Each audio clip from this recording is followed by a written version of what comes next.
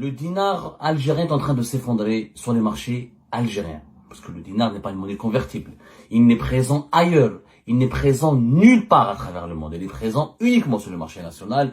La valeur du dinar est en train de subir une chute vertigineuse, affolante, inédite, historique. Depuis le 1er mai, hier et aujourd'hui le 2 mai, 1 euro égale à 261 dinars l'unité sur le marché informel, qui est le seul baromètre réel de la valeur du dinar. Le marché du taux officiel de la Banque d'Algérie n'a aucun sens économique parce qu'il n'obéit pas à la règle de la demande et de l'offre. Comprenez, s'il vous plaît. Nous allons essayer de faire dans cette émission beaucoup de pédagogie. S'il vous plaît, comprenez. Faites l'effort de ne pas être dépendant de vos TikTokers, de TikTok et des insultes sur Facebook. Et arrêtez de regarder un peu n'importe quoi sur les réseaux sociaux. Élevons le niveau et intéressons-nous à l'avenir et au présent de notre pays. Ce qui se passe sur le marché de la monnaie, ce qui se passe sur le marché des devises, est un signal d'alarme, est un indicateur que l'Algérie se dirige vers un effondrement économique. Nous allons connaître un cauchemar économique. La monnaie, l'effondrement du dinar va mener vers l'effondrement économique de l'Algérie. Ne dites pas qu'on vous a pas prévenu. Comme il y a sur plusieurs événements, sur plusieurs dossiers, on en a parlé à 3-4 ans avant, et quand ça se produit, et ben, quand vous perdez votre temps sur TikTok et à regarder les amuseurs de galeries et les partisans et les amateurs de fake news et vous restez abonnés qu'à la propagande, on n'avance pas dans le débat public. C'est un véritable sujet de débat public. Le marché informel des devises en Algérie est le baromètre de l'économie du pays. Pourquoi? Parce que c'est le seul marché, c'est la seule instance, c'est le seul espace économique qui obéit à une règle économique de base. C'est quoi la base de l'économie? L'offre et la demande. C'est ça l'économie. L'économie, c'est un rapport entre l'offre et la demande. Celui qui produit, celui qui commercialise et celui qui achète et qui consomme. C'est ça l'économie. Le taux de change officiel du dinar dans la Banque d'Algérie, c'est un taux de change calculé. À la le baril du pétrole, selon les désirs du dirigeant algérien, selon leur agenda, selon leurs calculs politiciens, n'a rien à voir avec l'économie réelle. Tout ce qui n'est pas lié à l'offre et à la demande, c'est pas de l'économie, c'est de la politique. Or, l'économie ne supporte pas la politique. L'ennemi de l'économie, c'est la politique politicienne. Parce que l'économie, c'est pas une science exacte. C'est un comportement humain. Et le comportement, comme tout être humain n'aime pas le carcan, n'aime pas l'esclavage, n'aime pas qu'on l'enchaîne, n'aime pas qu'on le menotte. L'économie, elle est basée sur la liberté et sur un principe rationnel. Elle n'est pas basée sur, ce principe, c'est la confiance entre l'offre et la demande. Le dinar chute, pourquoi? Parce que il n'y a pas de demande sur lui, personne ne veut avoir des dinars, c'est une monnaie de singe, on n'a pas besoin de dinars parce que l'économie algérienne, elle est faible. La monnaie, si l'économie algérienne était forte, les gens demanderaient des dinars pour investir dans l'économie algérienne. Mais comme personne ne veut investir dans l'économie algérienne, eh ben le dinar chute. C'est une règle de base, il faut pas sortir des grandes écoles économiques. Les pays qui ont des dynamismes économiques, qui ont des fortes croissances et qui sont stables économiquement, ont des monnaies stables. Pas des monnaies fortes, des monnaies stables. Il y a une différence entre monnaie forte et monnaie stable. La valeur de la monnaie, elle est décidée selon la politique économique du pays.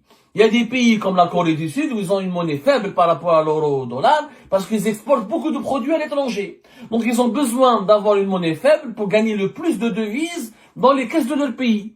La Turquie, à un moment donné, depuis 2021-2022, elle a connu une grave crise économique et financière. Ben, la valeur de la lira, elle est tombée. Et la politique économique de la Turquie, elle a changé.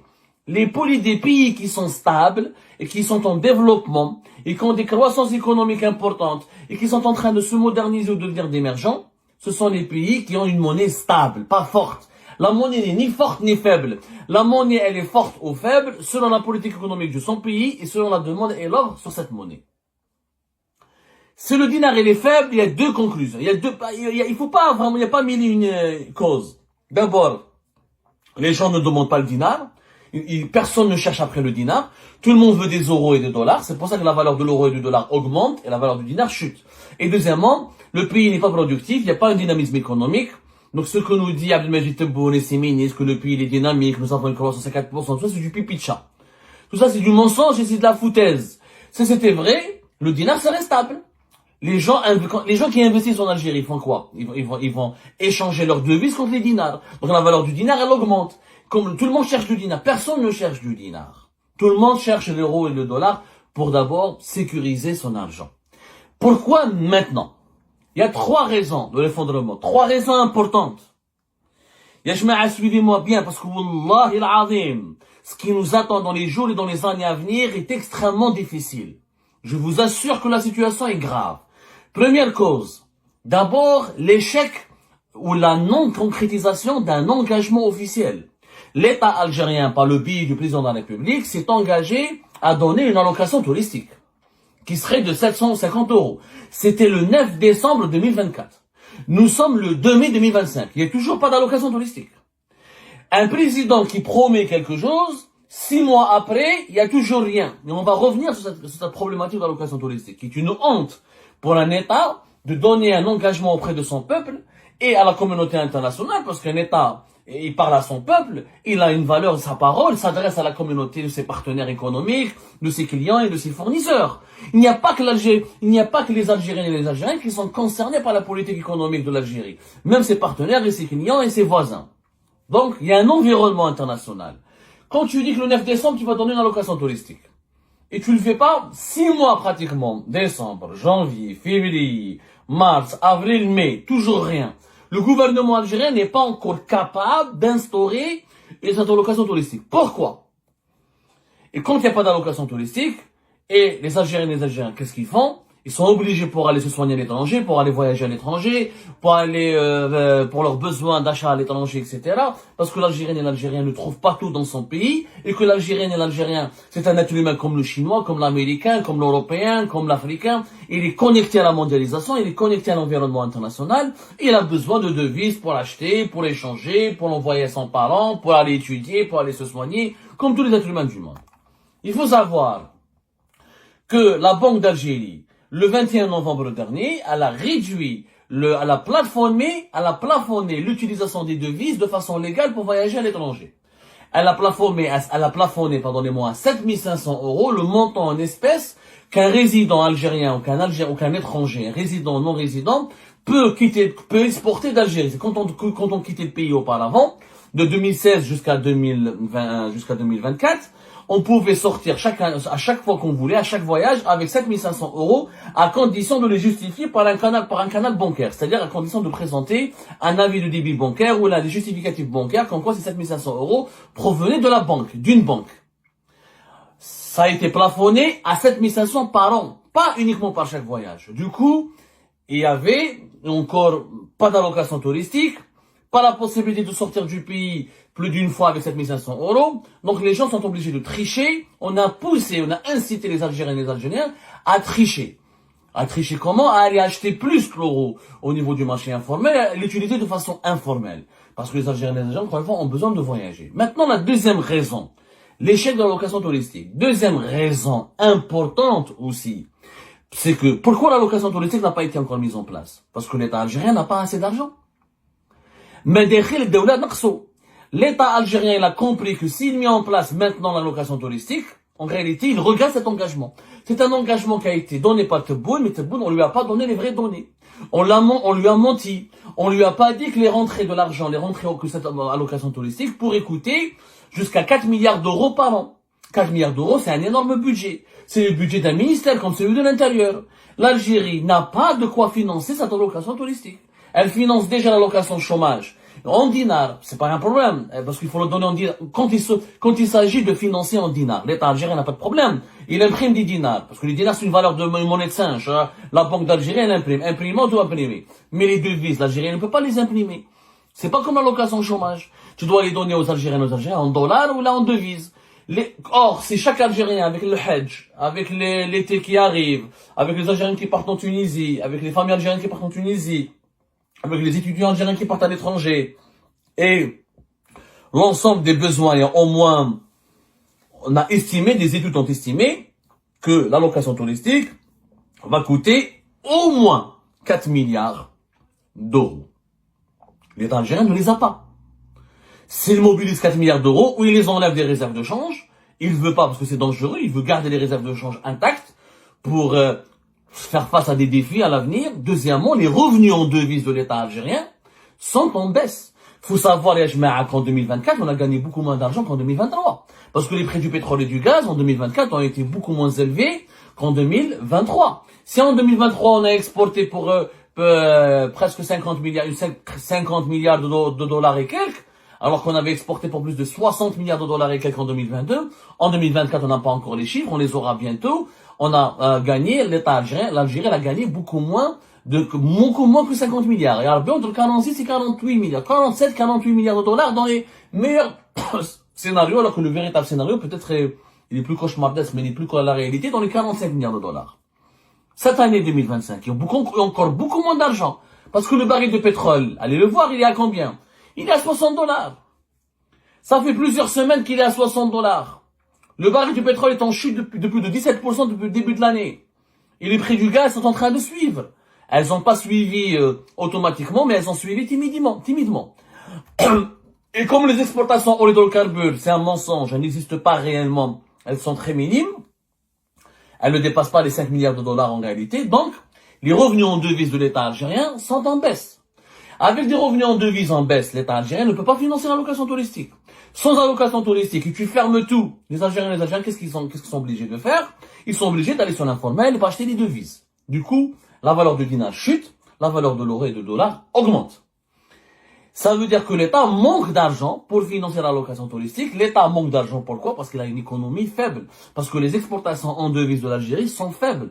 La croissance du PIB algérien en dinars, elle est totalement exagérée, pour ne pas dire fausse et mensongère. Ça ne sert à rien d'avoir un PIB en dinars. Le dinar n'est pas une monnaie convertible. Dis-moi combien tu exportes en devises, combien tu gagnes en devises. Je te dirai si tu es un pays riche, ou si tu es un pays développé, ou si tu es un pays en voie de développement. Ça, c'est très important pour le comprendre. L'État algérien manque de plus en plus d'argent.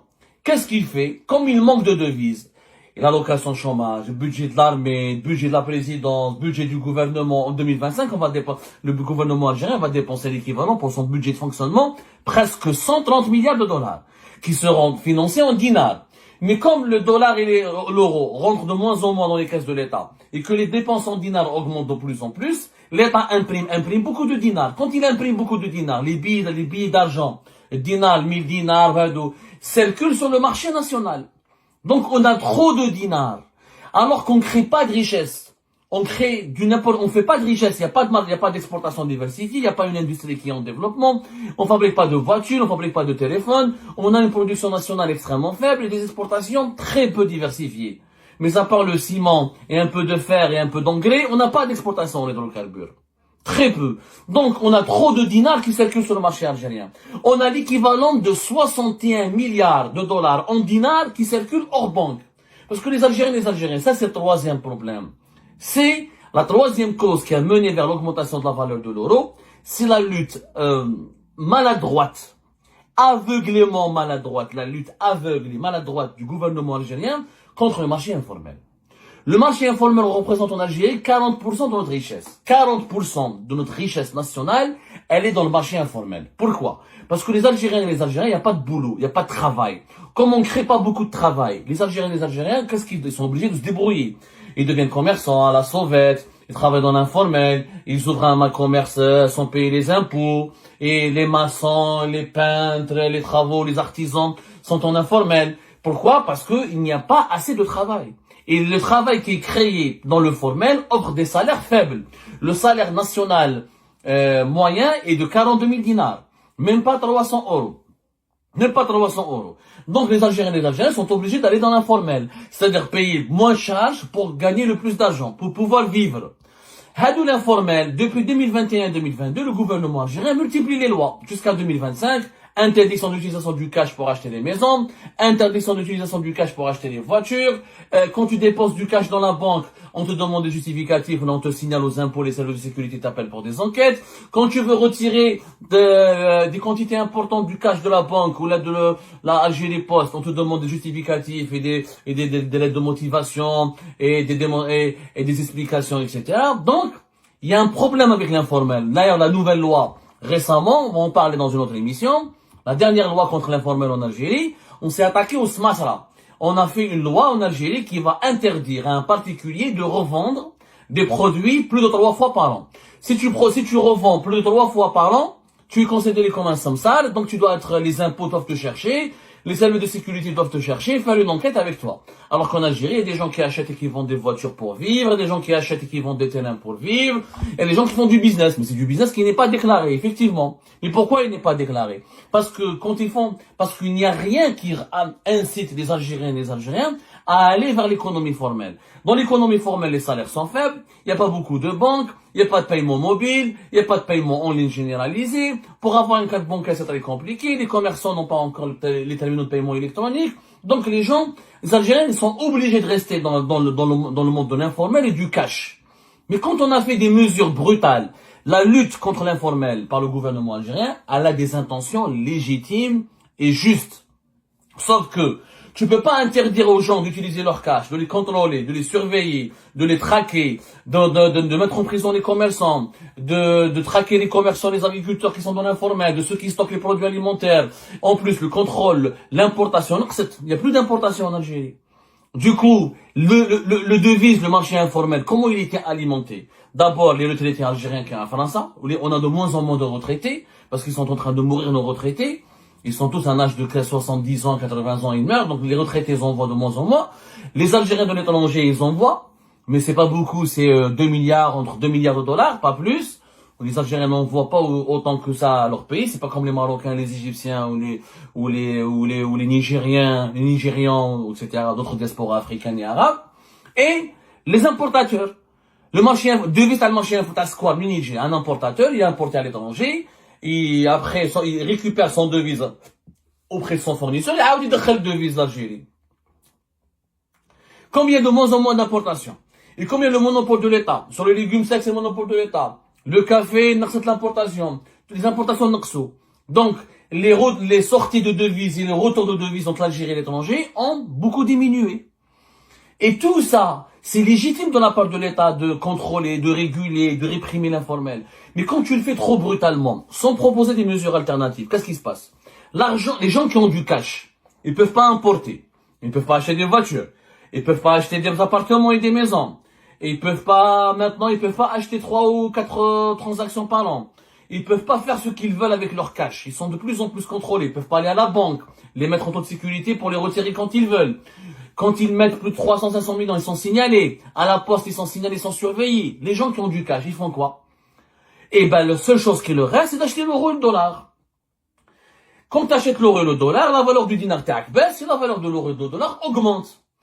Qu'est-ce qu'il aurait fallu faire? Il fallait que l'Algérie, le gouvernement algérien, au lieu de réprimer, il fallait séduire, faire une amnistie fiscale et développer les banques en ligne, développer le paiement en ligne, développer le paiement mobile, tout faire pour que les gens qui ont du cash ramènent leur argent dans les banques. Et au lieu de récupérer, c'est l'argent de l'informel, les gens de l'informel vont acheter des devises, ils savent que leur dinar ne valent rien, qu'avec leur dinar ils ne peuvent rien faire, donc ils préfèrent acheter l'euro et le dollar et le cacher chez eux, ou ils au moins mes économies en euros, en dollars, je sécurise mes actifs financiers. Si je les garde en dinars, je peux rien faire.